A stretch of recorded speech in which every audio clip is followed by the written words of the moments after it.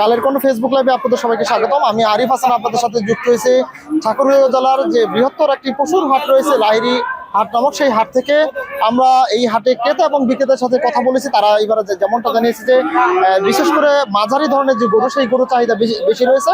একইভাবে ক্রেতা এবং বিক্রেতারা তারা যেমনটা জানিয়েছে যে একইভাবে ক্রেতারা যেটা বলতেছে যে তুলনামূলক দাম একটু বেশি হাঁকানো হচ্ছে।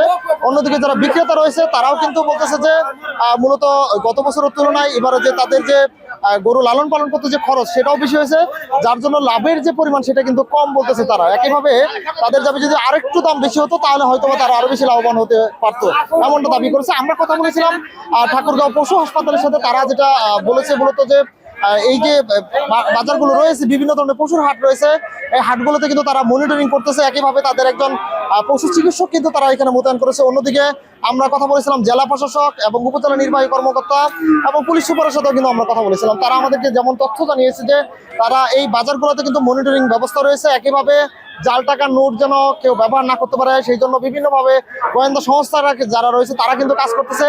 একইভাবে এই বাজারে যারা ক্রেতা এবং বিক্রেতা রয়েছে তারা যেন সুষ্ঠুভাবে ক্রেতা এবং বিক্রেতারা যেন স্বাচ্ছন্দ্যে ক্রয় বিক্রয় করতে পারে সেটার জন্য কিন্তু তারা এই মনিটরিং এর ব্যবস্থা রয়েছে। আমরা যে লাহিড়ী হাটটিতে দাঁড়িয়ে রয়েছে এই হাটে মূলত প্রতি হাটে আমরা যতটুকু জানতে পেরেছি যে 1000 থেকে 1200 গরু পশু কিন্তু কেনা বেচা হয়। আমরা যদি কয়েকজন ক্রেতা এবং বিক্রেতার সাথে কথা বলি তারা আমাদেরকে যেমনটা জানিয়েছে। সব মশার বিরুদ্ধে সুরক্ষা দিতে এলো বসুন্ধরা এক্সট্রিম অ্যারোসল। মশার বিরুদ্ধে এক্সট্রিম সুরক্ষা। গরু বাজার খারাপ, মোটামুটি দাম মোটামুটি ভালোই, কিনে বাজার ভালো আছে। গত বছরে যে এবার একটু গরুর বাজারটা কম। গত বছরে আমাদের বড় গরুর সাইজের চাহিদা ছিল বেশি, এবার ছোট গরুর চাহিদাটা একটু বেশি। এই জন্য আমরা গরু কিনতে আসছি। গরু নিচ্ছি একটা, আমরা নিচ্ছি ছোট গরু নিচ্ছি আর কি। ছোট গরুর একটু চাহিদা মানুষের বেশি আর কি। বড় গরুর একটু চাহিদা ভিতরে বেশি আমাদের গ্রাম অঞ্চলে, ছোট গরুর চাহিদা একটু বেশি আর কি। এই জন্য আমরা ছোট গরুর পরে হাটে আমাদের লাহিড়ী বাজারে ছোট গরুর বাজারটা আর কি ভালো। এই জন্য আমাদের গ্রাম অঞ্চলের জন্য অনেক ভালো আর কি।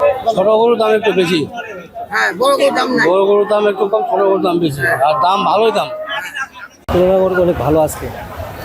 আগে দেখেন বাড়ি থেকে গরু নিয়ে আসছে, এক একটা গরু পিছনে আপনার 4 থেকে 5 হাজার টাকা করে লস গেছে। আর আজকে বাড়ি থেকে গরু নিয়ে আসে সর্বনিম্ন 2 থেকে 3 হাজার করে লাভ হচ্ছে একটা গরুতে। তো আগে থেকে তুলনামূলক অনেকটা বাজার ভালো আছে।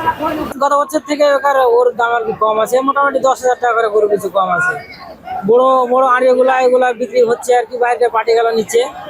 কিন্তু ওই যে আমার এলাকাতে খুব সেম ভিতরে আর কি, ছোটগুলা 70, 72 এগুলোর মধ্যে কিনে বাজারটা বেশি। আর যেগুলা বাইরে থেকে পার্টি আসতেছে ওগুলা কিনতেছে লাখের উপর, 1,20,000, 30 এরকম ধরনের, বা 1.5 লাখ এরকম ধরনের। আমরা গায়ে বাচ্চাও নিয়ে আসছিলাম, গায়ে বাচ্চাও মোটামুটি বিক্রি হয়েছে ভালো। গরু নিয়ে আসছিলাম ভাই, বিক্রি করলাম। মোটামুটি বাজার ভালো, খারাপ না। গত বছর তুলনায় বাজার ভালো। দেশি গরুর চাহিদা সব থেকে বেশি দেখলাম বাজারে। খরচ গরু নিয়ে আসছিলাম, বাজারে একটু রেট কম খরচে, দেশিগুলো রেট বেশি। তারা আমাদেরকে যেমনটা জানাচ্ছিলেন যে এখানে মূলত যেগুলো মাঝারি ধরনের পশু রয়েছে সেগুলোর কিন্তু চাহিদা বেশি রয়েছে। একইভাবে যারা গ্রাম অঞ্চলে মানুষ রয়েছে তারা কিন্তু এই গরুগুলো আগে থেকেই ক্রয় করার জন্য চেষ্টা করতেছে, তেমন তথ্যই দিয়েছে এখানকার ক্রেতা এবং বিক্রেতা। তারাই কিন্তু আমাদেরকে এমনটা জানিয়েছে। এই ছিল ঠাকুরগাঁও জেলার মূলত লাহিড়ী বাজার যে পশুর হাট থেকে সর্বশেষ আমার কাছে এই তথ্য।